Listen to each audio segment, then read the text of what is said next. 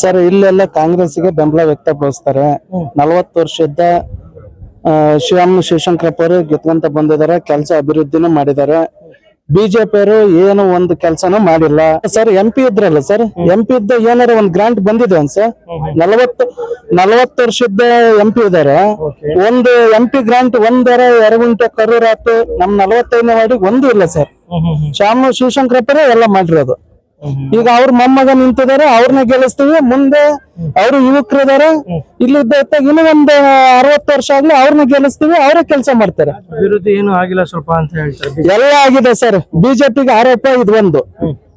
ಅವ್ರ ಆರೋಪ ಬಿಟ್ರೆ ಅವರು ಬಿಜೆಪಿ ಅವರು ಏನೋ ಒಂದು ಮೆರವಣಿಗೆ ಬಂತಾಗ ಜನಗಳಿಗೆ ಆತಂಕ ಸೃಷ್ಟಿ ಮಾಡ್ತಾರ. ಅವ್ರು ಏನೋ ಬಂದು ಹೊಡಿತಾರ ಮಾಡ್ತಾರ ಅನ್ನೋ ಸೃಷ್ಟಿ ಮಾಡ್ತಾರ. ಹಾಗಾಗಿ ಬಿಜೆಪಿ ಅವ್ರದ್ದು ಅದೊಂದು ಪ್ಲಸ್ ಪಾಯಿಂಟ್ ಆಗ್ಬಿಟ್ಟೈತಿ. ಅದಕ್ಕೆ ಅದು ಯಾವ್ದು ನಡೆಯಲ್ಲ. ಇಲ್ಲಿ ಕಾಂಗ್ರೆಸ್ ಗೆಲ್ಲೋದು.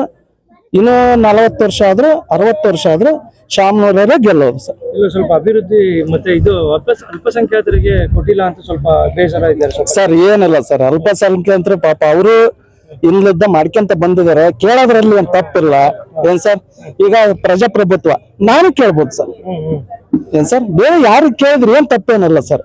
ಈಗ ಅಲ್ಲಿ ಹೈಕಮಾಂಡ್ ಅವ್ರದ್ದು ಏನ್ ತೀರ್ಮಾನ ಮಾಡ್ತೈತೆ ಅವ್ರು ಕೊಡ್ತಾರೆ ಸರ್.